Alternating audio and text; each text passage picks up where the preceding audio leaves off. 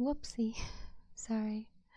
I left the audio button off. Sorry. Anyways, I was saying thank you guys for hanging around for the test stream I did. I was trying to see if my mobile hotspot would hold for that long. As long as it was, I guess, a simpler stream and not like a game. And it did. And I wanted to see if anyone would still like hanging around, even though it wasn't live. And I was glad to see that some people still did. So thank you, Martin. Thank you, Insane Monkey. And thank you for everyone who popped in during that time. I was really, really curious just to see how it would go. And I think it did okay. But I am here. I am live now to read the last couple chapters of The Hobbit because we're at the very end. Yeah, it is my favorite. Alright. Yes, stream elements. I know I'm live. I still gotta figure out what I pressed to make stream elements do that, because I don't know. I don't know what I did to make it start saying stuff in chat. Thank you, New Mouse Osu, for the follow. Welcome in. The Hobbit. I haven't spent too much time in major reads. I've been busy reading academic books. I kind of feel that. I don't read as much as I used to. Hold on, I'm a little close. Okay, there we go. But yeah, we are on chapter 17, The Clouds Burst. We were just at the part where Bilbo brought the Arkenstone to the elves and to the people of Lake Town to try and barter with the dwarves. Alright. We're getting nice and cozy, and here we go. Next day, the trumpets rang early in the camp. Soon a single runner was seen hurrying along the narrow path. At a distance he stood and hailed them, asking whether Thorn would now listen to another embassy, since new tidings had come to hand and matters were changed. "That will be Dane," said Thorin when he heard. "They will have got wind of his coming. I thought that would alter their mood. Bid them come, few in number and weaponless, and I will hear," he called to the messenger. "Am I foreign? Listen. I hope your floor is comfortable." About midday, the banners of the forest and the lake were seen to be borne forth again. A company of 20 was approaching. At the beginning of the narrow way, they laid aside sword and spear and came on towards the gate. Wondering, the dwarves saw that among them were both Bard and the Elven King, before whom an old man wrapped in cloak and hood bore a strong casket of iron-bound wood. "Hail, Thorin," said Bard. "Are you still of the same mind?" "My mind is not changed with the rising and setting of a few suns," answered Thorin. "Did you come to ask me idle questions? Still, the elf host has not departed as I bade. Till then, you come in vain to bargain with me. Is there nothing for which you would yield any of your gold? Nothing that you or your friends have to offer?" "What of the Arkenstone of Thrain?" said he, and at the same moment the old man opened the casket and held aloft the jewel. The light leapt from his hand, bright and white in the morning. Then Thorn was stricken dumb with amazement and confusion. No one spoke for a long while. Thorn at length broke the silence, and his voice was thick with wrath. "That stone was my father's and is mine," he said. "Why should I purchase my own?" But wonder overcame him, and he added, "But how came you by the heirloom of my house, if there is need to ask such a question of thieves?" "We are not thieves," Bard answered. "Your own we will give back in return for our own. How came you by it? Shouted Thorin in gathering rage. I gave it to them, squeaked Bilbo, who was peering over the wall by now in a dreadful fright. You, cried Thorin, turning upon him and grasping him with both hands. You miserable hobbit! You undersized burglar!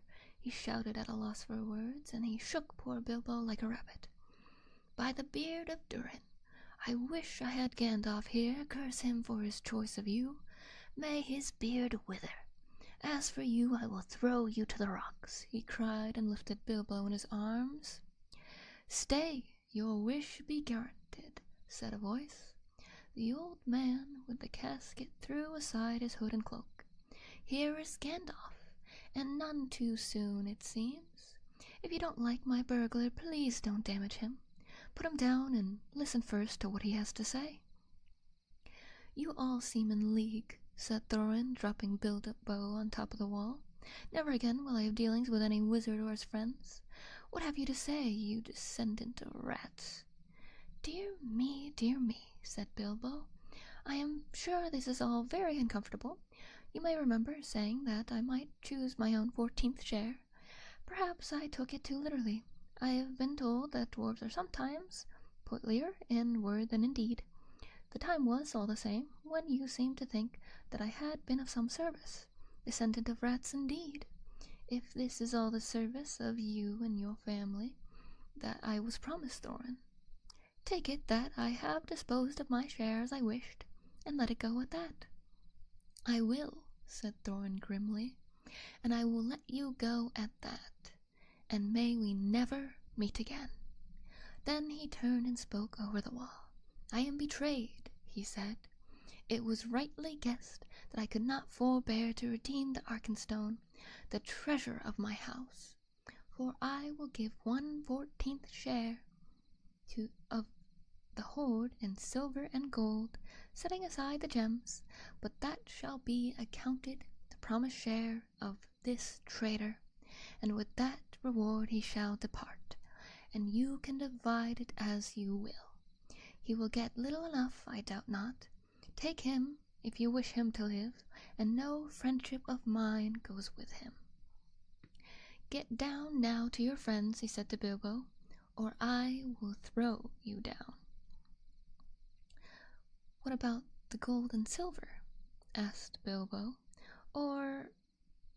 Oh, sorry, I accidentally started reading the wrong line. That shall follow after, as can be arranged, said he. Get down. Until then, we keep the stone, cried Bard. You are not making a very splendid figure as king under the mountain, said Gandalf, but things may change yet. They may indeed, said Thorin, and already so strong was the bewilderment of the treasure upon him. He was pondering whether by the help of Dane he might not recapture the Arkenstone, and withhold the share of the reward. And so Bilbo was swung down from the wall and departed with nothing for all his trouble, except the armor which Thorin had given him already. More than one of the dwarves of their hearts felt shame and pity at his going. Farewell, he cried to them. We may meet again as friends.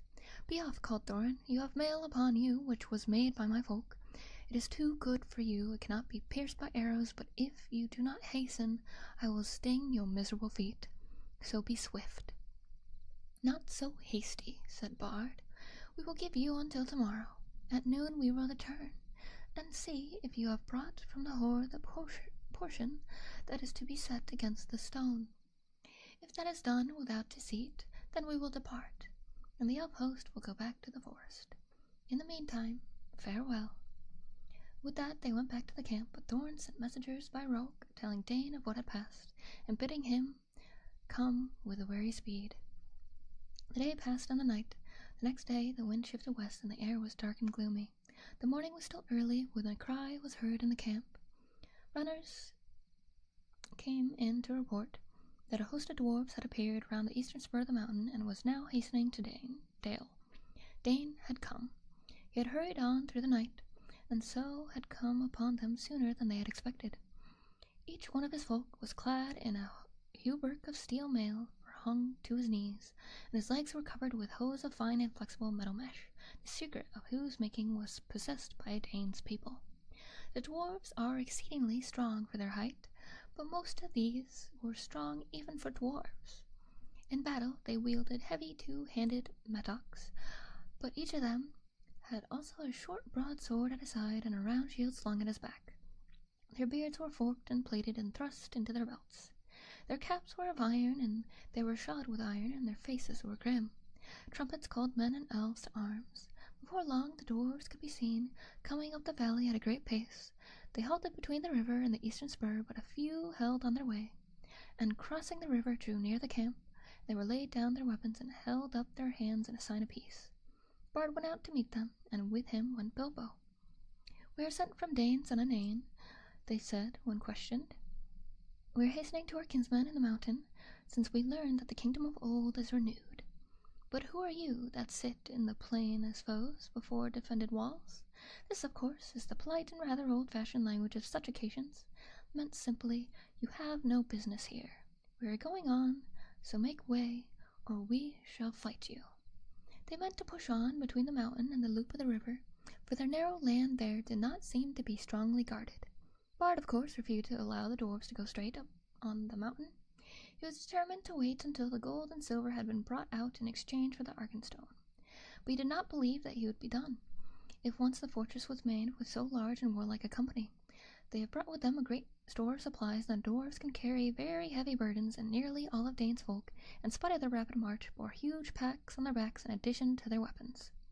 They would stand a siege for weeks, and by that time yet more dwarves might come, and yet more, for Thorin and had many relatives. Also, they would be able to reopen the guard, some other gate, so that the besiegers would have to encircle the whole mountain, and for that they had not sufficient numbers. These were, in fact, precisely their plans, for the raven messengers had been busy between Thorin and Dane, but for the moment the way was barred. So after angry words and dwarf messengers retired muttering in the beards, Bard then sent messengers at once to the gate, but they found no gold or payment. Arrows came forth as soon as they were within shot, and they hastened back in dismay. In the camp all was now astir, as if for battle, but the dwarves of Dane were advancing along the eastern bank. "Fools," laughed Bard, "to come thus beneath the mountain's arm. They do not understand war above ground, whether they may know of battle in the mines. There are many of our archers and spearmen now hidden in the rocks upon their right flank. Dwarf mail may be good, but they will soon be hard put in. Let us set on them now, from both sides, before they are fully rested." But the Elven king said, "Long will I tarry ere I begin this war for gold. The dwarves cannot pass us unless we will or do anything that we cannot mark. Let us hope still for something that will bring reconciliation. Our advantage in numbers will be enough, if in the end it must come to unhappy blows." But he reckoned without the dwarves. The knowledge that the Arkenstone was in the hands of the besiegers burned in their thoughts. Also they guessed the hesitation of Bard and his friends, and resolved to strike while they debated. Suddenly, without a signal, they sprung silently forward to attack. Bows twanged and arrows whistled. Battle was about to be joined. Still more suddenly a darkness came on with dreadful swiftness. A black cloud hurried over the sky. Winter thunder on a wild wind rolled roaring up and rumbled in the mountain, and lightning lit its peak. And beneath the thunder another blackness could be seen whirling forward, but it did not come with the wind. It came from the north, like a vast cloud of birds, so dense that no light could be seen between their wings. "Halt!" cried Gandalf, who appeared suddenly and stood alone, with arms uplifted, between the advancing dwarves and the ranks awaiting them. "Halt!" he cried in a voice like thunder, and his staff blazed forth with a flash like the lightning. "Dread has come upon you all. Alas, it has come more swiftly than I guessed. The goblins are upon you. Bolg of the north is coming, O Dane, whose father you slew in Moria. Behold, The bats are above his army like a sea of locusts. They ride upon wolves, and wargs are in their train. Amazement and confusion fell upon them all. Even as Gandalf had been speaking, the darkness grew. The dwarves halted and gazed at the sky. The elves cried out with many voices. "Come," called Gandalf, "there is yet time for counsel. Let Dain, son of Nain, come swiftly to us." So began a battle that none had expected, and it was called the Battle of 5 Armies, and it was very terrible. Upon one side were the goblins and the wild wolves, and upon the other were elves and men and dwarves. This is how it fell out. Ever since the fall of the great goblin of the Misty Mountains, hatred for the race for the dwarves had been rekindled to fury. Messengers had passed to and fro between all their cities, colonies, and strongholds, for they resolved now to win the domain of the north. Tidings they had gathered in secret ways, and in all the mountains there was a forging and an arming. There they marched and gathered by hill and valley, going ever by tunnel or under dark, until around and beneath the great mountain Gunabad of the north, where was their capital, a vast host was assembled ready to sweep down in time of storm unawares upon the south. Then they learned of the death of Smaug, and joy was in their hearts, and they hastened night after night through the mountains, and came thus at last on a sudden from the north, hard on the heels of Dain. Not even the ravens knew of their coming until they came out in the broken lands, which divided the lonely mountain from the hills behind. How much Gandalf knew cannot be said, but it is plain that he had not expected this sudden assault. This is the plan that he made in the council with the Elven king and with Bard, and with Dain, for the dwarf lord now joined them, and goblins were the foes of all, and at their coming all other quarrels were forgotten. Their only hope was to lure the goblins in the valley between the arms of the mountain, and themselves to man the great spurs that struck south and east. Yet this would be perilous if the goblins were in sufficient numbers to overrun the mountain itself, and so attack them also from behind and above. But there was no time to make any other plan, or to summon any help.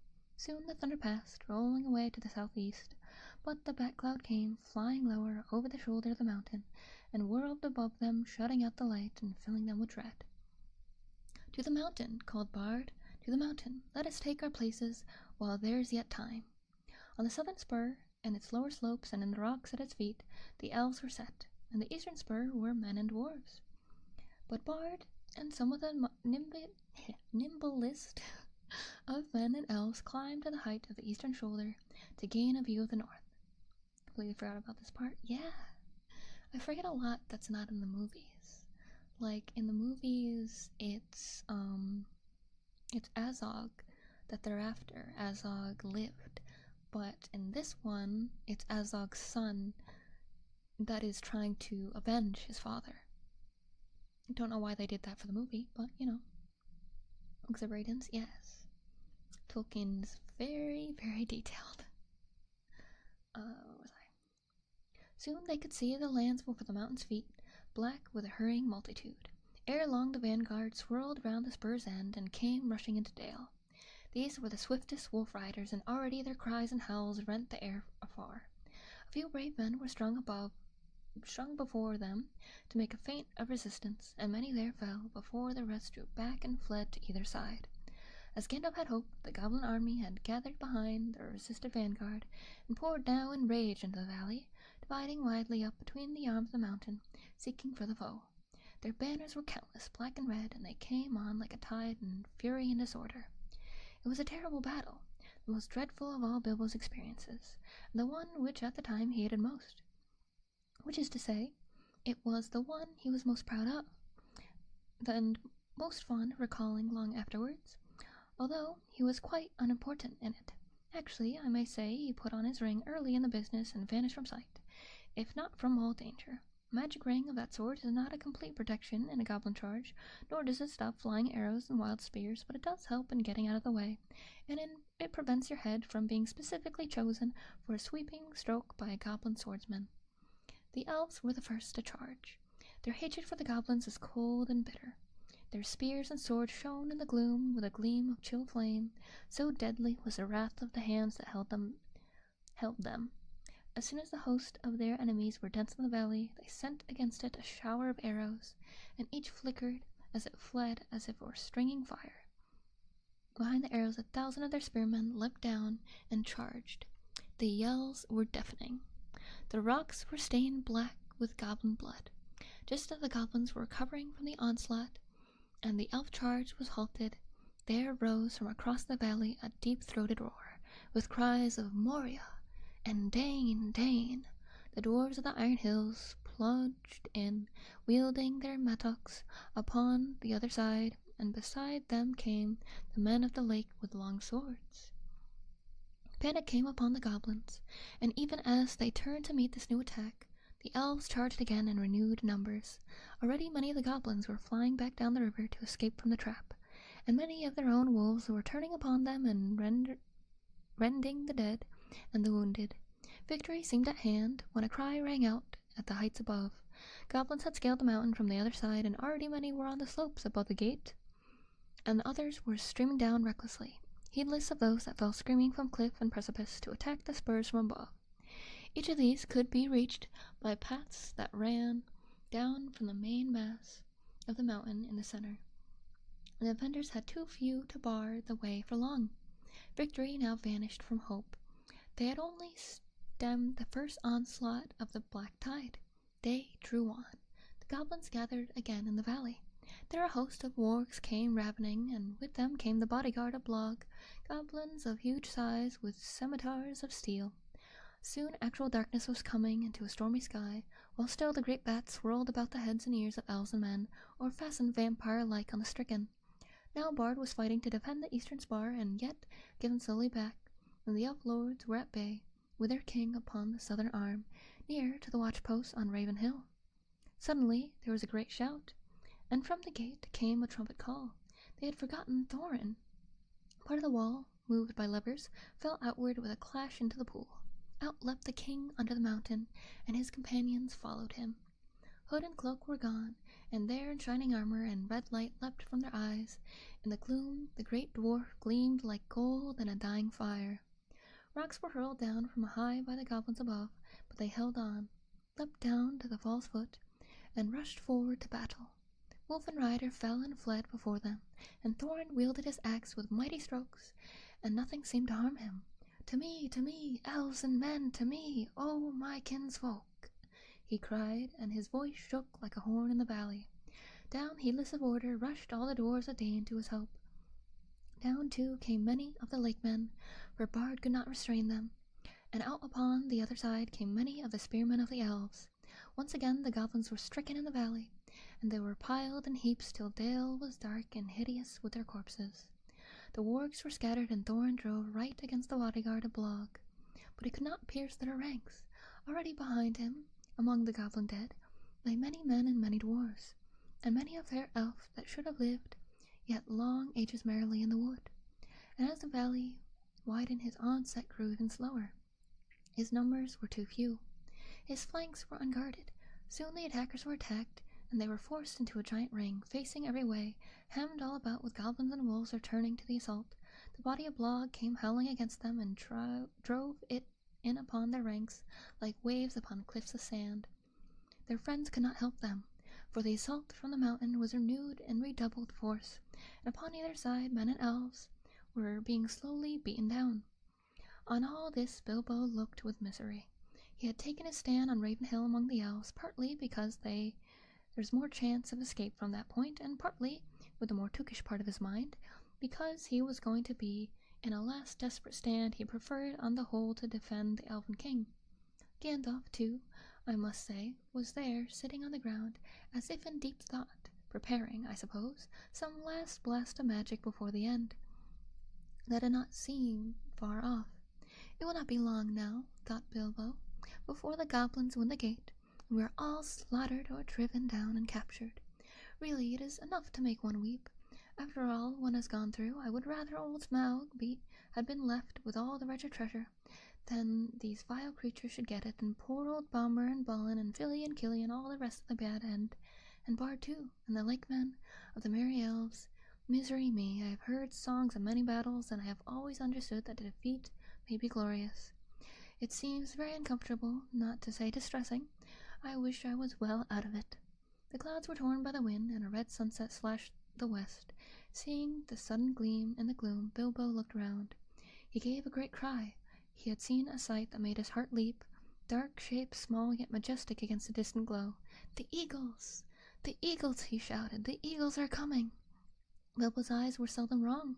The eagles were coming down the wind, line after line, in such a host as must have gathered from all the eyries of the north. "The eagles! The eagles!" Bilbo cried, dancing and waving his arms. If the elves could not see him, they could hear him. Soon they too took up the cry, and it echoed across the valley. Many wondering eyes looked up, though as yet nothing could be seen except the southern shoulders of the mountain. "The eagles!" cried Bilbo once more, but at that moment a stone hurtling from above smote heavily on his helm, and he fell with a crash and knew no more. Yeah, the eagles coming is always great. Okay, that was the last of that chapter. We have two more chapters left. Let me take a drink real quick.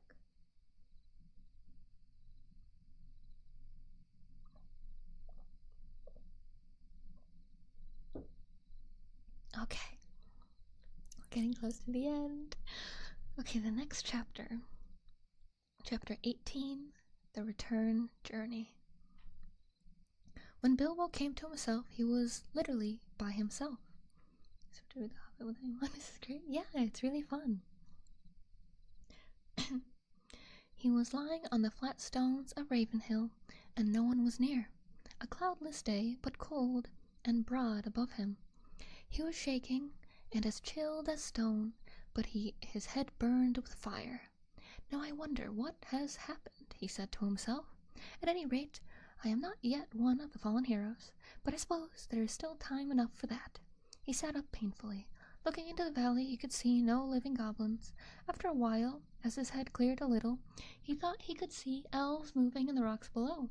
He rubbed his eyes. Surely there was a camp still in the plain some distance off, and there was a coming and going about the gate. The dwarves seemed to be busy removing the wall, but all was deadly still. There was no call and no echo of a song. Sorrow seemed to be in the air. "Victory after all, I suppose," he said, feeling his aching head. "Well, it seems a very gloomy business."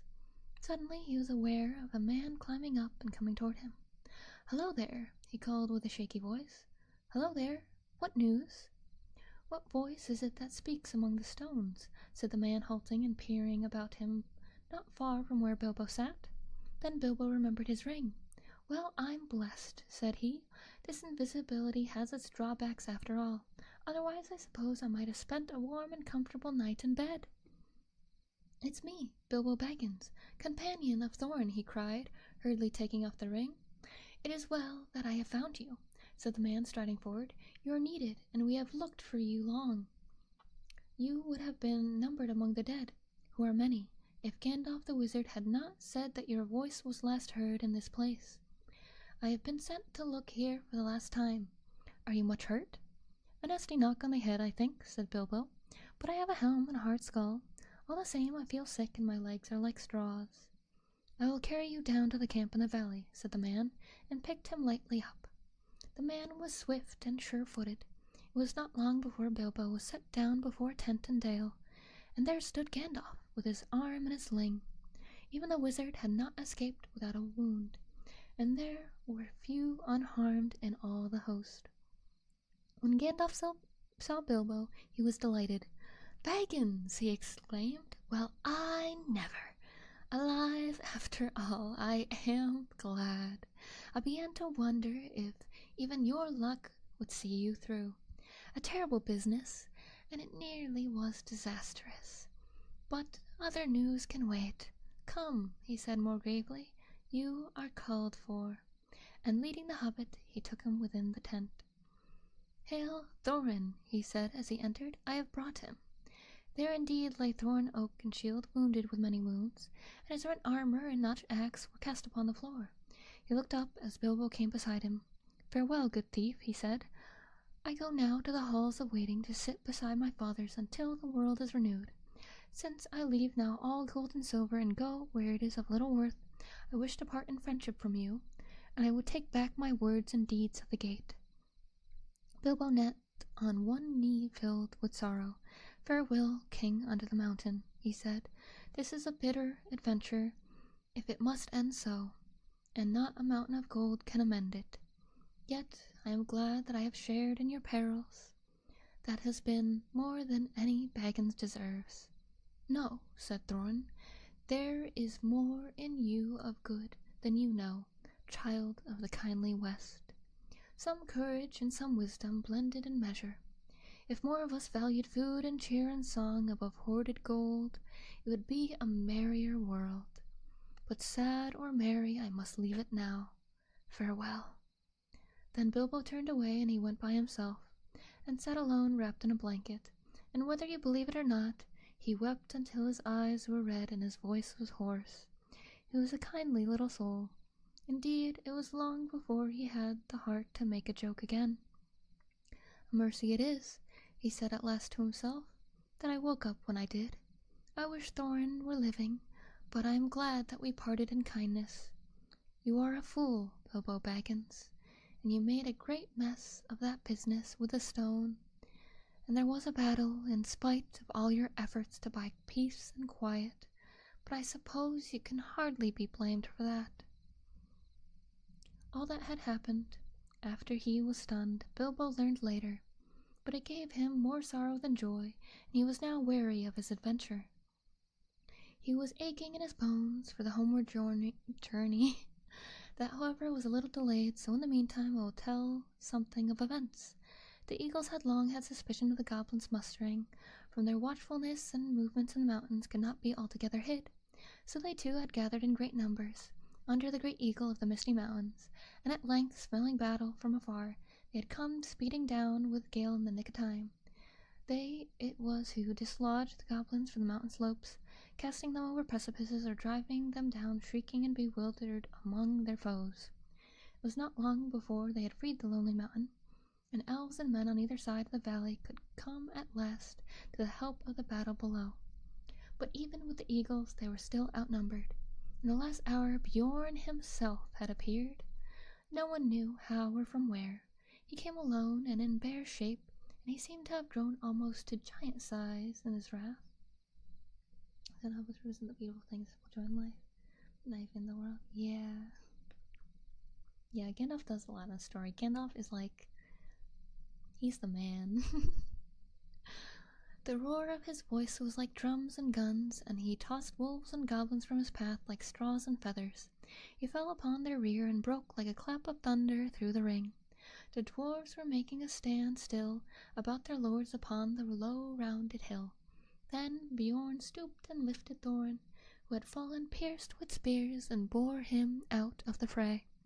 Swiftly he learned that his wrath was redoubled, so that nothing could withstand him, and no weapon seemed to bite upon him. He scattered the bodyguard and pulled down Blogg himself and crushed him. Then dismay fell on the goblins, and they fled in all directions. But weariness left their enemies with the coming of new hope, and they pursued them closely and prevented most of them from escaping where they could. They drove many of them into the running river, and such as fled south or west they hunted into the marshes about the forest river, and there the greater part of the less fugitive perished, while those that came hardly on the wood owl's realm were there slain, so or drawn in to die deep in the trackless dark of Mirkwood. Songs have said that 3 parts of the goblin warriors of the north perished on that day, and the mountains had peace for many a year. Victory had been assured before the fall of the night, but the pursuit was still on foot. When Bilbo returned to the camp, and not many were in the valley save the more grievously wounded. "Where are the eagles?" he asked Gandalf that evening, as he lay wrapped in many warm blankets. "Some are in the hunt," said the wizard, "but most have gone back to their eyries. They would not stay here, and departed with the first light of morning. Dane has crowned their chief with gold, and sworn friendship with them forever." "I am sorry. I should have liked to see them again," said Bilbo sleepily. "Perhaps I shall see them on the way home. I suppose I shall be going home soon?" "As soon as you like," said the wizard. Actually, it was some days before Bilbo really set out.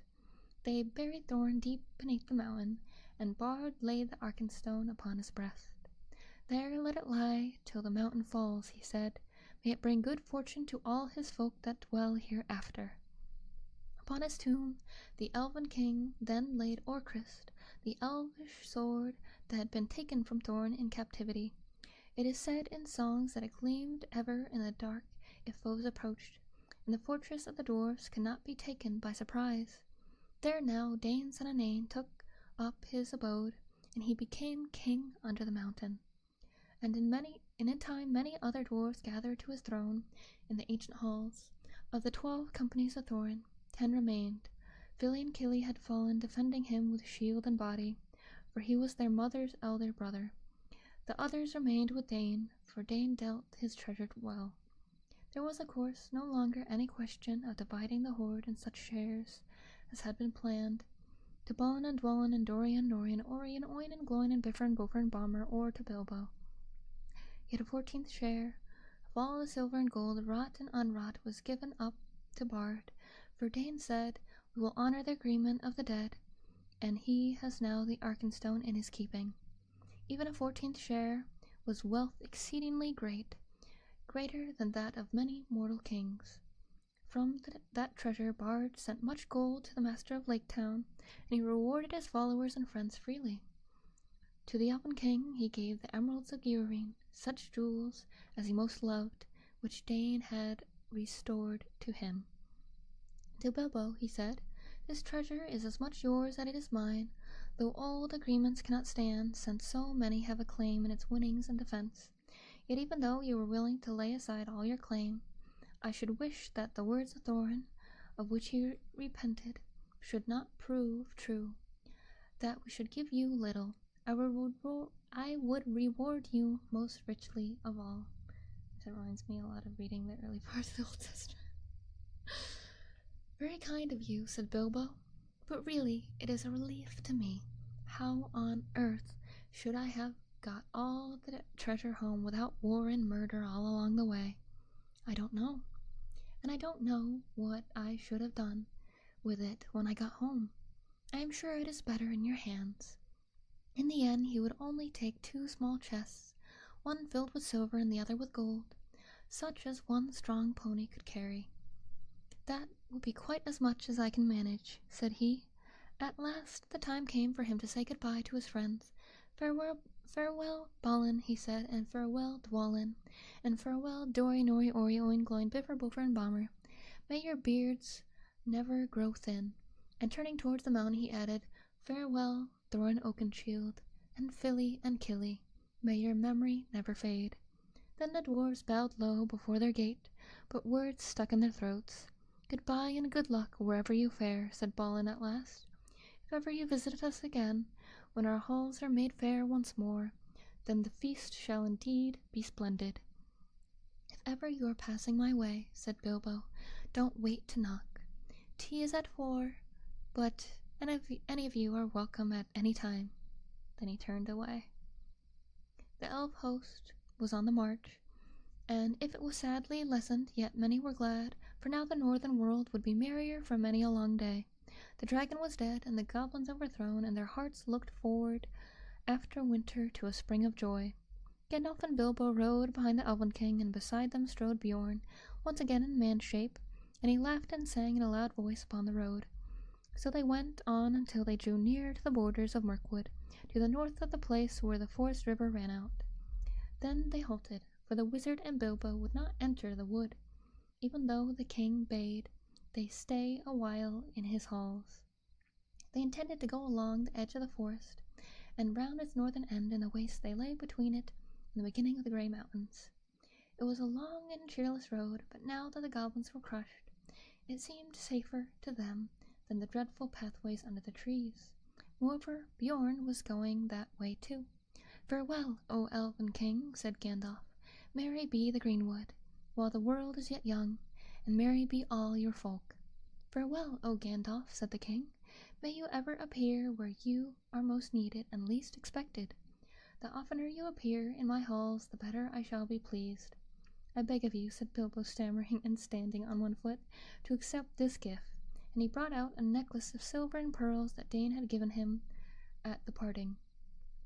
"In what way have I earned such a gift, O Hobbit?" said the king. "Well, I thought, don't you know," said Bilbo, rather confused, "that, some little return should be made for your, hospitality.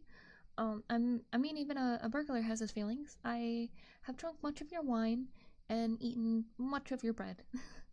I will take your gift, O Bilbo the Magnificent, said the king gravely, and I name you elf friend and blessed. May your shadow never grow less, or stealing would be too easy. Farewell. And the elves turned towards the forest, and Bilbo started on his long road home. He had many hardships and adventures before he got back. The wild was still the wild, and there were many other things in it, though in those days besides goblins, but he was well guided and well guarded. The wizard was with him, and Bjorn for much of the way, and he was never in great danger again. Anyway, by midwinter, Gandalf and Bilbo had come all the way back along both edges of the forest to the doors of Bjorn's house, and there for a while they both stayed. Yuletide was warm and merry there, and men came from far and wide to feast at Bjorn's bidding. The goblins of the Misty Mountains were now few and terrified, and hidden in the deepest holes they could find, and the wargs had vanished from the woods, so that men went abroad without fear. Bjorn indeed became a great chief afterwards in those regions, and ruled the wide land between the mountains and the wood, and it is said that for many generations the men of his line had the power of taking bare shape, and some were grim men and bad, but most were in heart like Bjorn, if less in size and strength. In their day the last goblins were hunted from the Misty Mountains, and a new peace came over the edge of the wild. It was spring, and a fair one with mild weathers and a bright sun, for Bilbo and Gandalf took their leave at last of Bjorn, and though he longed for home, Bilbo left with regret, for the flowers of the gardens of Bjorn's were in springtime no less marvelous than in high summer. At last they came up the long road and reached the very pass where the goblins had captured them before. But they came to that high point at morning, and looked backwards. They saw a white sun shining over the outstretched lands. There behind lay Mirkwood, blue in the distance and darkly green at the nearer edge even in the spring. There far away was a lonely mountain on the edge of eyesight. On its highest peak, snow yet unmelted, with gleaming pale. So comes snow after fire, and even dragons have their ending, said Bilbo. And he turned his back on his adventure. The Tookish part was very tired, and the Baggins was daily getting stronger. I wish now only to be in my own armchair, he said. I believe we will be going on to the last chapter. Chapter 19, the last stage. Let me take a drink real quick.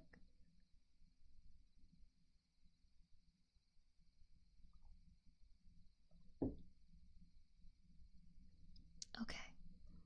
It was on May the 1st that the two came back at last to the brink of the valley of Rivendell, where stood the last, or the first, homely house. Again it was evening. Their ponies were tired, especially the ones that carried the baggage, and they all felt in need of rest. As they rode down the steep path, Bilbo heard the elves still singing in the trees, as if they had not stopped since he left. And as soon as the riders came down in the lower glades of the wood, they burst into a song of much the same kind as before. This is something like it. The dragon is withered, his bones are now crumbled, his armor is shivered, his splendor is humbled. Though sword shall be rusted, and throne and crown perish, with strength that men trusted and wealth that they cherish. Here grass is still growing, and leaves are yet swinging, the white water flowing, and elves are yet singing. Come, tra-la-la-lally, come back to the valley. The stars are far brighter than gems without measure. The moon is far whiter than silver in treasure. The fire is more shining on hearth in the gloaming, the gold won by mining, so why go a-roaming? Oh, tra-la-la-lally, come back to the valley. Oh, where are you going so late in returning? The river is flowing, the stars are all burning. Oh, whither so laden, so sad and so dreary? Here elf and elf maiden now welcome the weary, with tra-la-la-lally, come back to the valley, tra-la-la-lally, fa-la-la-lally, fa-la. Then the elves of the valley came out and greeted them, and led them across the water to the house of Elrond. There a warm welcome was made them, and there were many eager ears that evening to hear the tale of their adventures. Gandalf it was who spoke, for Bilbo has fallen quiet and drowsy. Most of the tale he knew, for he had been in it, and had himself told much of it to the wizard on their homeward way, or to the house of Bjorn. Sorry, my neck.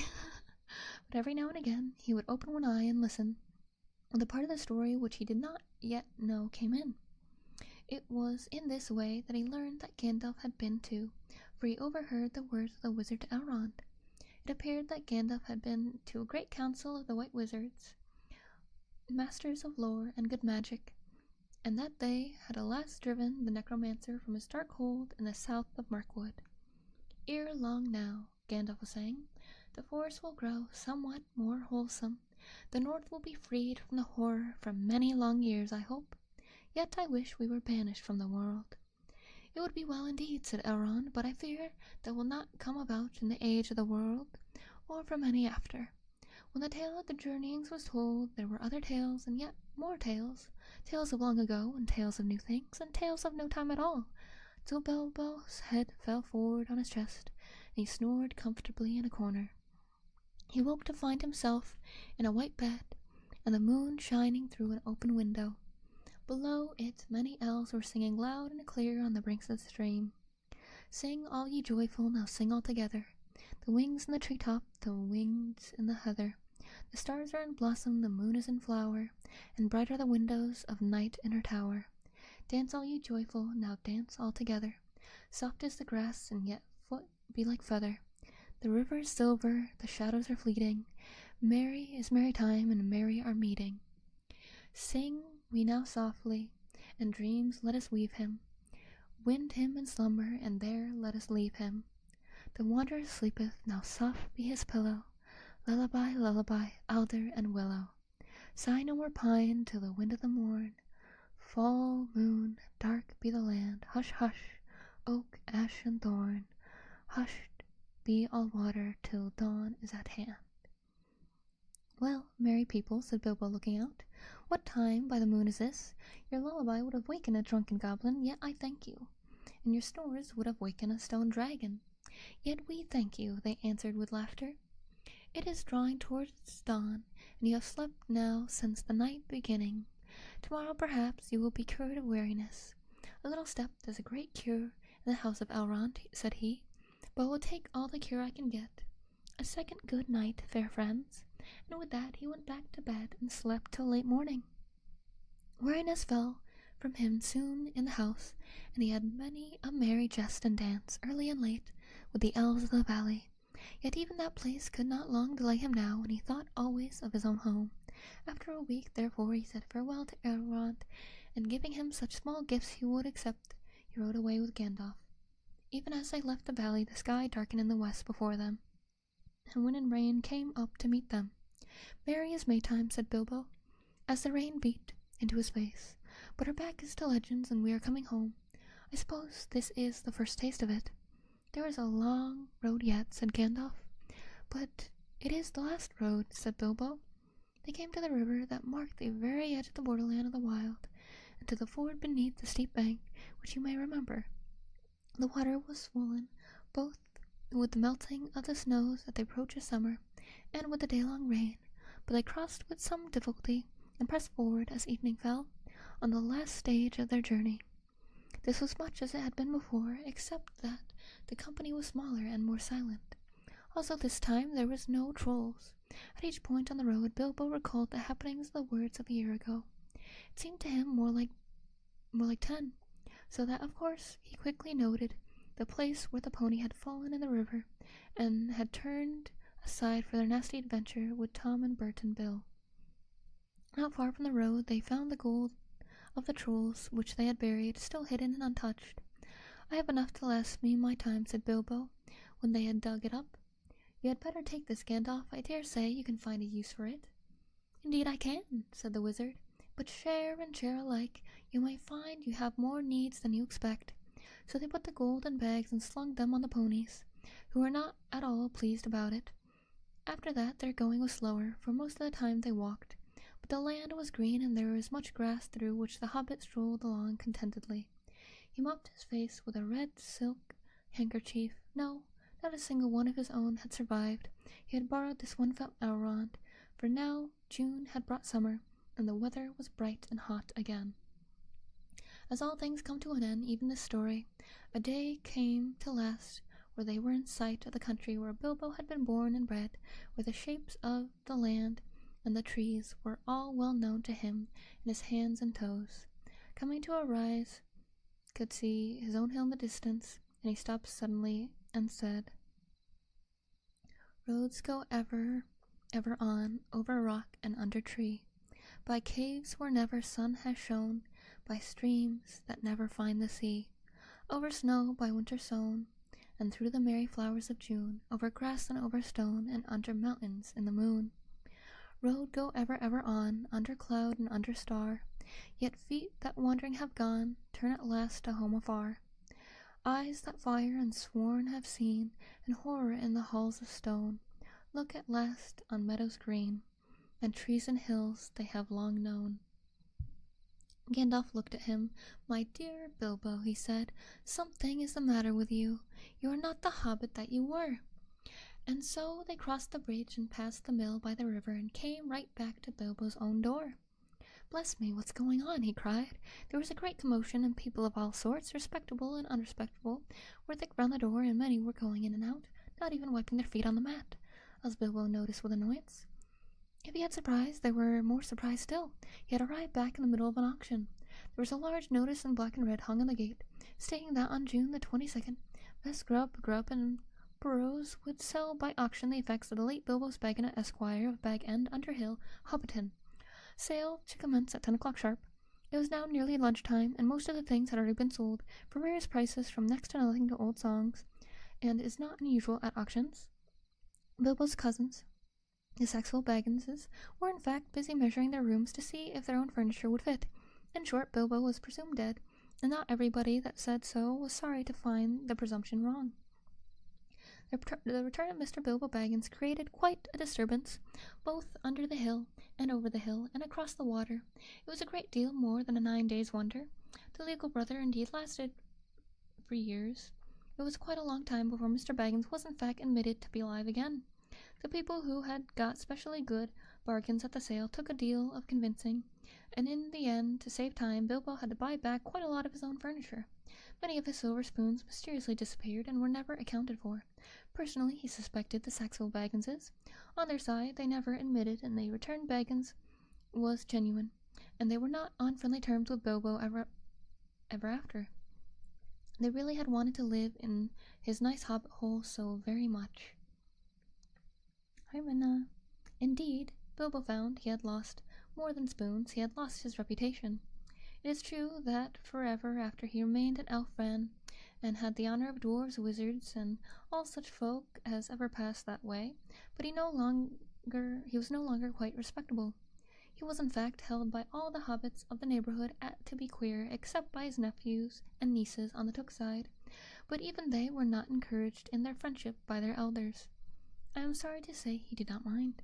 He was quite content, and the sound of the kettle on his hearth was ever after more musical than it had been in the quiet days before the unexpected party.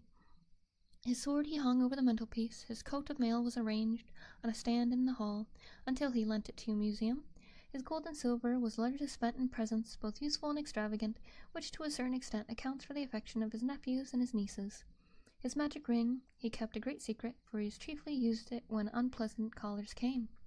He took to writing poetry and visiting the elves, and though many shook their heads and touched their foreheads and said, "Poor old Baggins," and though few believed any of his tales, he remained very happy to the end of his days, and those were extraordinarily long. One autumn evening, some years afterwards, Bilbo was sitting in his study writing his memoirs. He thought of calling them There and Back Again, A Hobbit's Holiday, when there was a ring at the door. It was Gandalf and a dwarf, and the dwarf was actually Balin. Come in," said Bilbo, and soon they were settled in chairs by the fire. If Balin noticed that Mr. Baggins' waistcoat was more extensive and had real gold buttons, Bilbo also noticed that Balin's beard was several inches longer, and his jeweled belt was of great magnificence. They fell to talking of their times together, of course, and Bilbo asked how things were going in the lands of the mountain. It seemed they were going very well. Bard had rebuilt the town and dale, and men had gathered to him from the lake and from the south and west, and all the valley had become thrilled again and rich. And the desolation was now filled with birds and blossoms in spring, and fruit and feasting in autumn. And Lake Town was refounded, and was more prosperous than ever, and much wealth went up and down the running river, and there was friendship in those parts between elves and dwarves and men.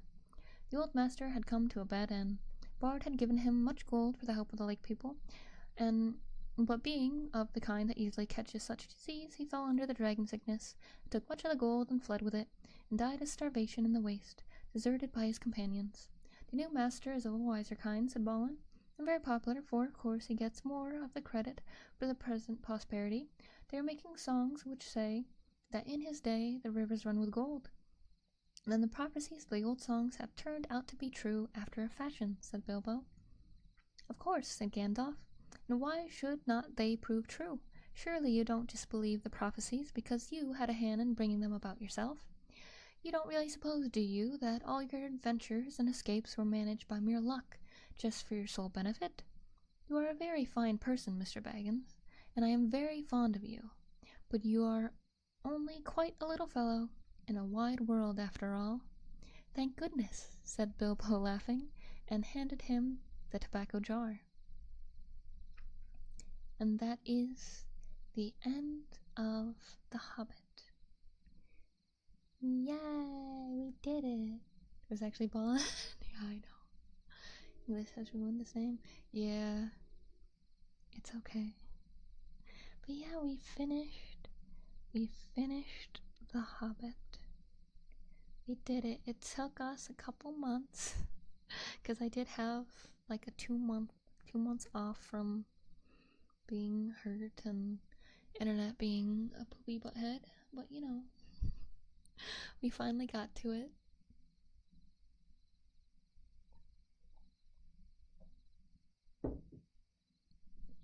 Whether you manage to join our journey midway or if you've been here the whole time, thank you for joining me in reading The Hobbit. It was a reread for me, but it was very, very fun.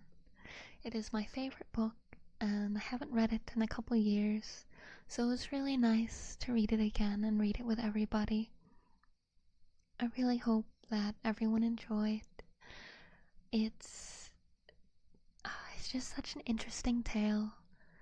I know it's not real, but it's so nice, so nice. Shaman to read The Hobbit? Yeah. I'm surprised we got those chapters done so fast. But thank you all for joining me for it. Maybe we should watch the movie in the Discord. Yeah, Bilbo's awesome. And Gandalf and all the dwarves. They're all really, really fun. Really, really, really, really fun. So read the book pretty fast, did I? I didn't notice. I was just reading.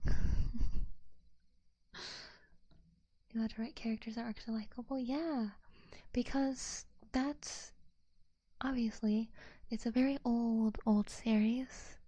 This is back when these kinds of things people made more because they were passionate about it rather than for profit. Many things these days are written and they seem so formulaic because they're trying to copy past success and recreate it to make money. But of course, I don't think I can enjoy anything that's made that way, which is why I have not seen any of the new Tolkien stuff. I have not watched The Ring of Power. I do not plan on it. I have not played the Gollum game. I don't think I'll be playing the Shire game. I enjoy Passionate, Full of Soul. He's on the original. It's great because the tales of classic hero and people struggling is strong. Yeah, And it's because, like, it's so funny that he wrote these because he came up with these languages because he just loves linguistics. And he was like, I should make a world for this language.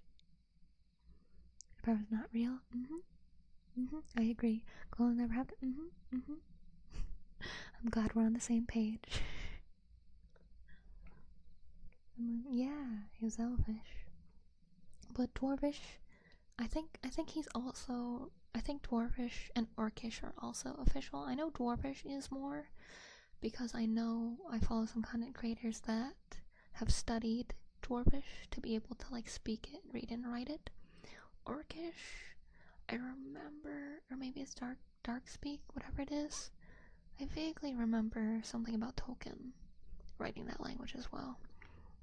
But I have only read The Hobbit and The Lord of the Rings. I still have to read the Silmarillion and all the other stuff. So I do not know full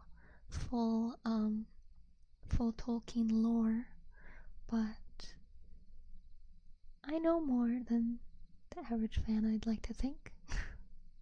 I don't know, scary. Yeah, I don't know who that is. But yeah. Sorry because I just read a history book and super dry. It still has great parts.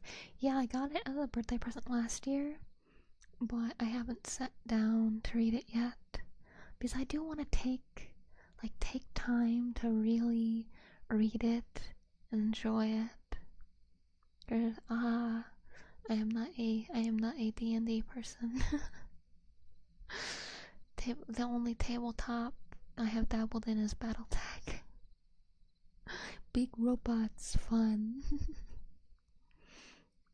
I'm glad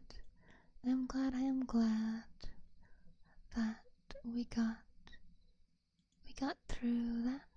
BattleTech, what? Such fun. Do you play BattleTech, or do you just know of BattleTech? I'm just checking on everything real quick. By the way, oh, you haven't played? There's two versions of BattleTech. There's one that's way more complicated, and then there's one that's easier. Alpha Strike is the easier one. And then what is the other one called? Something combat. I forget what.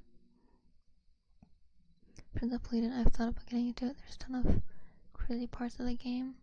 Yeah, I feel like it's the easiest of the tabletops though, because Warhammer is so complicated.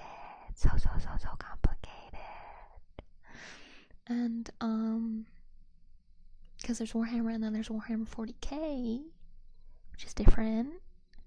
And then what else is there for tabletop? I don't remember. I could leave my favorite one, Beatrice. Is there a stream schedule? Yeah. I post one on. It's usually my pinned post on Twitter, and then I post it in the Discord as well. I have a schedule section. Discord is probably the best way to know about everything that's going on, because it's all organized really well. Like, I wish I could customize like Twitter and everything a bit more, but I can't.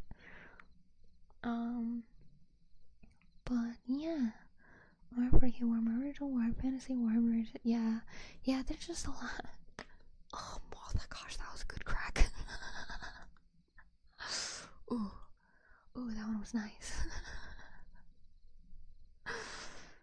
But yes, let me change the title. What do you mean? Is it because of the crack? My neck crack? I'm a very crackly person, but to read, like hold the book so that I could read and everything, I was in a very, very, very bad position. Very, very, very bad position, so it really, really made neck owies. Really, really made neck owies.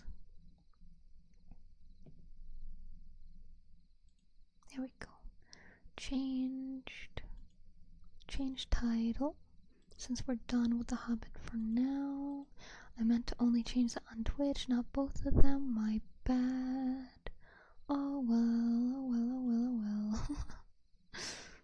Since I was having good desk, but ever since I had to move out of that, so I'm reading more on the floor. Yeah, my desk is really... my whole setup is bad. My whole setup is really bad. So basically, hold on.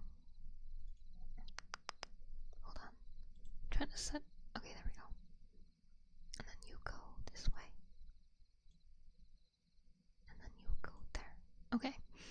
So basically, my desk is probably maybe 1.5 feet at most, between me and the end of the desk.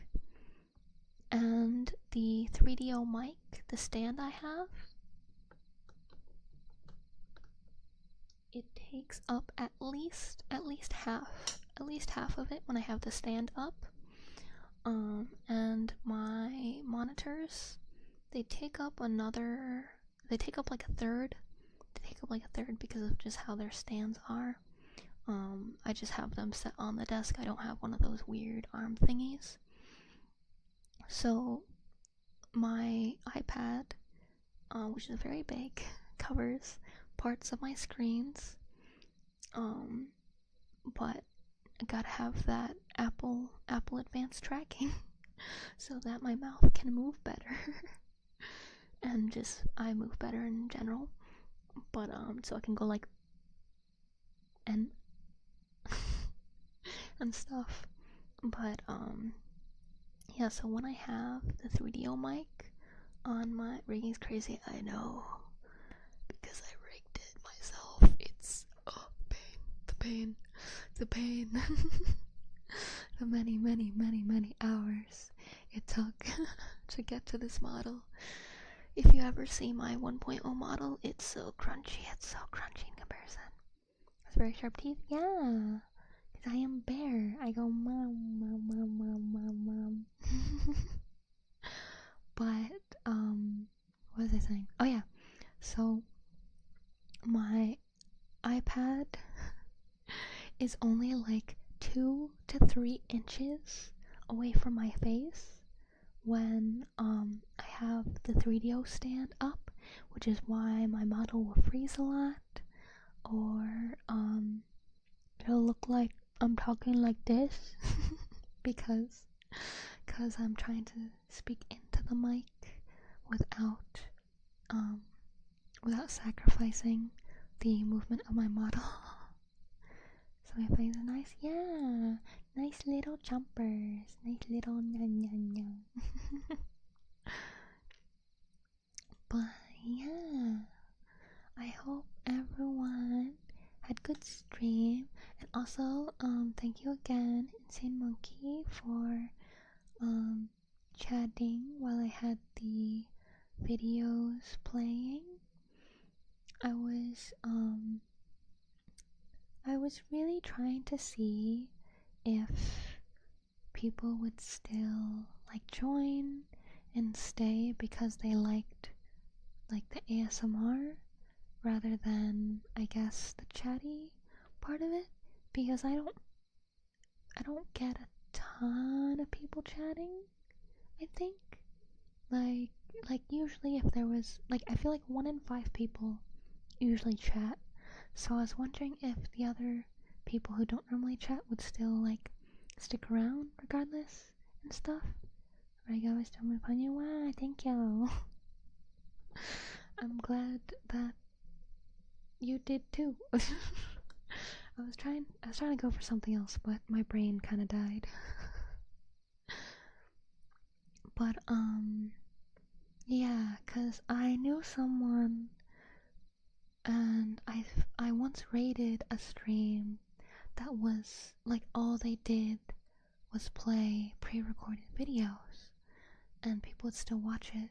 So I was like, I wonder if I do that, would people still hang out and watch? And for the first hour or two, I feel like there was only like one one or two people that were in both Twitch and YouTube. And then after a couple hours, a couple more people joined, like you. And I was wondering, is it because of the time?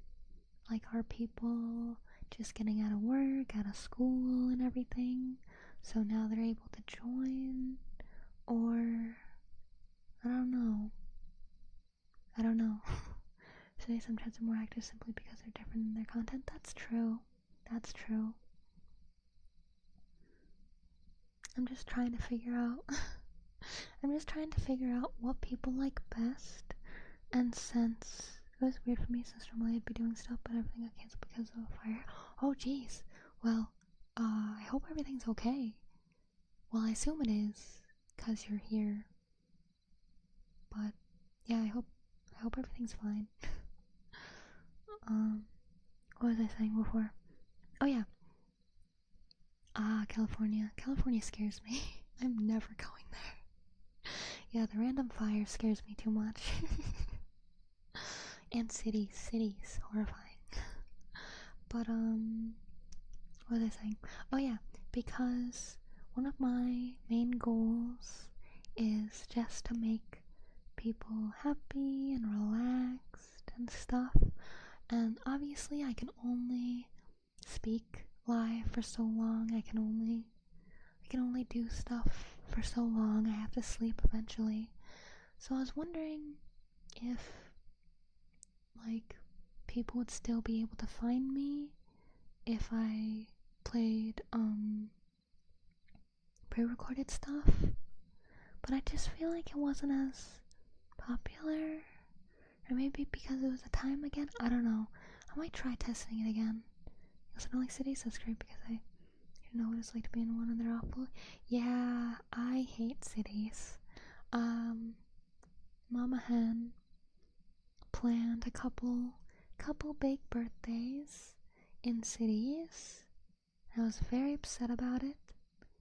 And, like, of course I join along because, you know, I want to be supportive of family, especially on a big birthday like the 50th and stuff. So I went, but honestly, it was extremely stressful.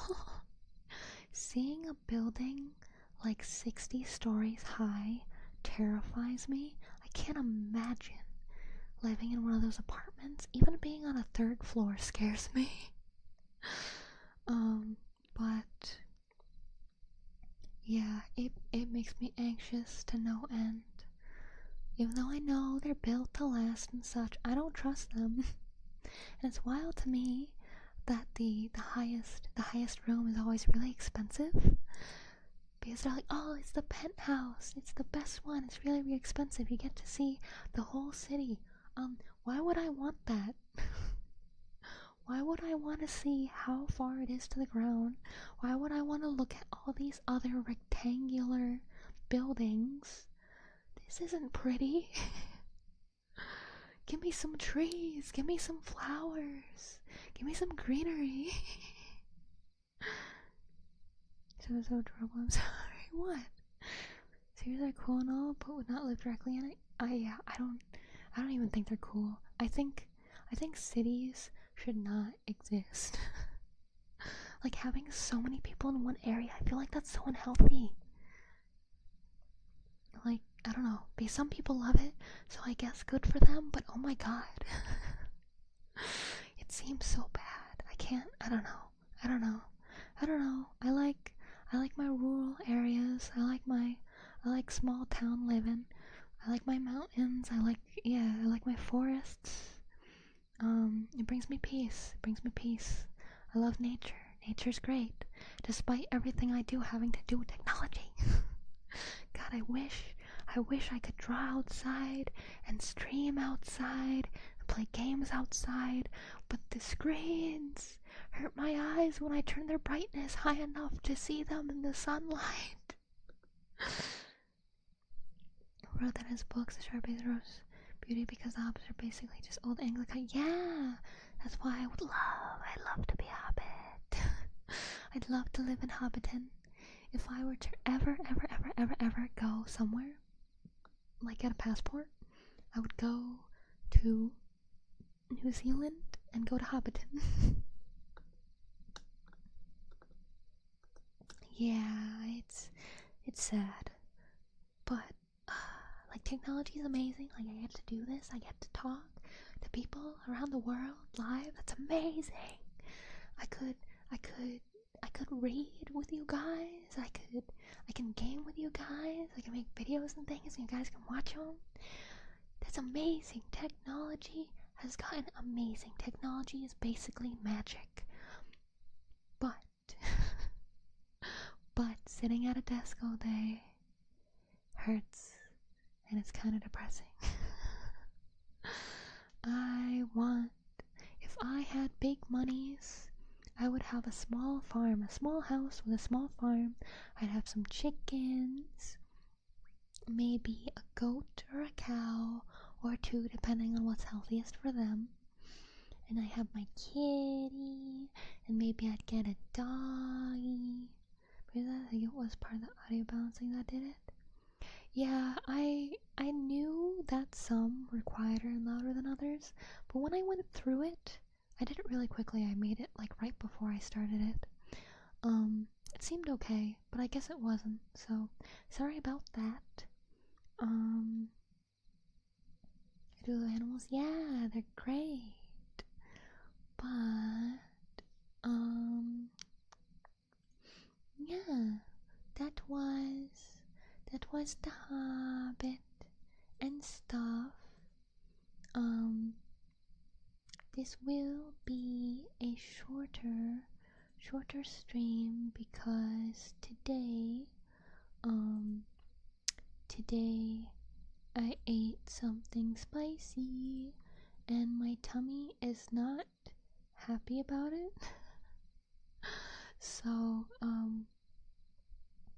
I was worried that I was gonna have to cancel stream because my tummy hurts, but I'm being very brave about it. So that's why I wanted to stream anyways and still talk with you guys a little bit. But tummy hurts, yeah. So let's see if for Twitch at least I can find somebody not doing crazy lewd things. I still want to talk for a little bit, but since I'm always scrolling through for so long. Oh yeah, like I was mentioning earlier, first thing that pops up, relaxing sounds channel. I saw them the other day as well. It's just rain sounds, and 24 people are watching like just rain sounds. Did I talk? I don't often get to talk to people. Yeah, neither do I. Which is why I love chatting with everybody on stream or in the Discord. Even like, cause I'll be like, oh, I'm gonna head to bed, guys, when like at the end of the stream, and then I'll hop on the Discord and talk with everybody for like 3 hours. Things that don't happen in Southern California. Yeah, but it's like that's what I mean. Where I thought like maybe I could stream pre-recorded stuff like that and people would still pop in, but I don't know. Okay, let's see. Soft comfort, don't trust that. That lady is not wearing a shirt at all. That's literally a monkey with a bell pepper. Okay. That's another lady hardly wearing anything.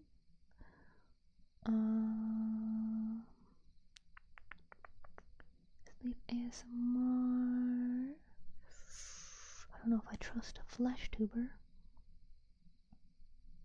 Means that monkey did. Wait, did you pop in? Hold on, let me check. Let me check. The Discord. Pop. Nope. Never mind. Oh yeah, that's my stream. That is my notification for stream. Wow, that is me. Flesh tuber? Yeah, have you never heard that term? A lot of people say it. Nope. Air leaking, nope. I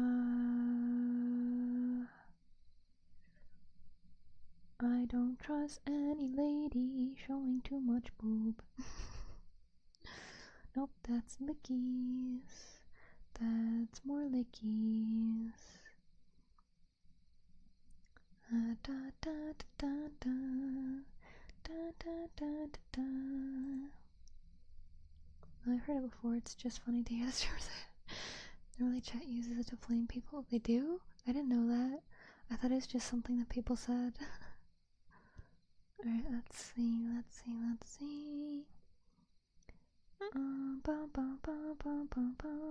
Don't trust that face.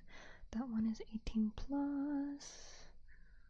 I don't know what that means, but there's too many suspicious emotes. That lady is just wearing bathing suit. I don't understand that language. Don't trust that booth asset. I know how much that one goes. Man, really is hard finding safer work. ASMR. Kisses. I guess that's not as bad, but still. Learning the kalimba? That's not too bad. Might come back to you. Fireplace. 35 people watching a fireplace. Hard to watch some ASMR streams sometimes when they have really wet sounds that causes pain in my ears. Yeah, I know what you mean. Let's see. Boobs. More boobs. That is a lot of boobs. That's... Oh, that lady was there yesterday too. That's not much clothes there.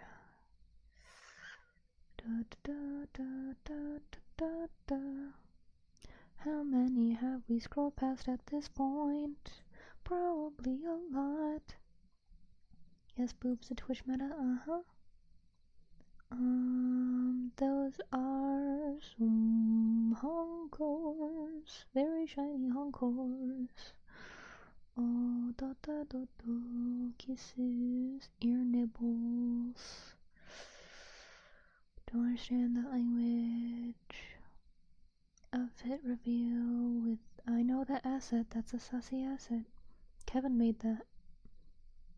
Let's see, please, 18 plus, nope. Cozy Chinchilla ASMR. Maybe you. Did I finally find someone? Depends what Twitcher work their tails and ban people they don't like. I have no clue. No clue. Okay, we're gonna trust in this chinchilla. Wait. Never mind. It says it is mature when I go to it. Gosh dang it. Oh no, I'm at the top. Ugh, I gotta scroll all the way back down. Why can't there just be... Can't there be more wholesome ASMR artists? Nope, what you're licking. No. Oh wow, did I hit the bottom? Oh, great. Man, a lot of people using those assets. Those jiggly booth assets. Well, it seems we're at an impasse. It seems like there are no wholesome ASMR. Wait, there was one with kalimba, but that's like music, right? I don't think it's showing up anymore. Maybe they stopped. Okay, anyone? Is there anybody I follow that's streaming?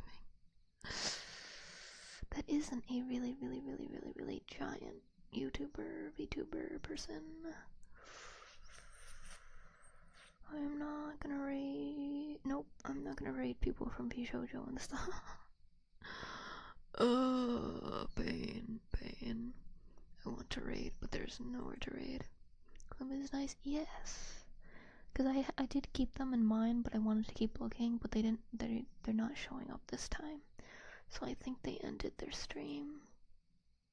Bishoujo, yeah. I don't really watch them too much, but their models are pretty to look at.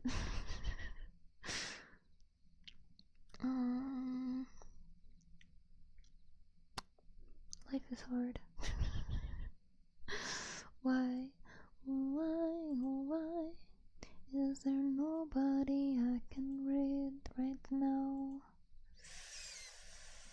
I feel bad not raising. Okay, let's just do similar or smaller size.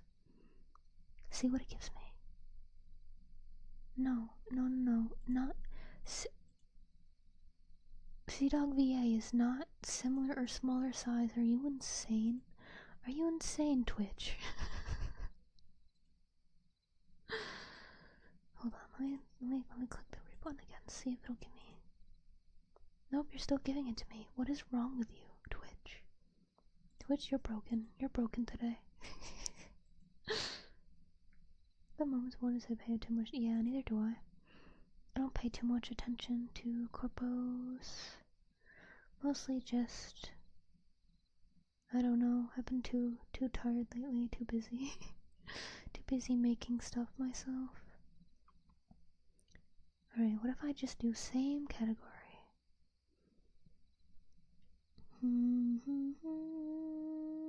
What is that? I don't know. I thought that was Power Wash for a second, but I don't think it is.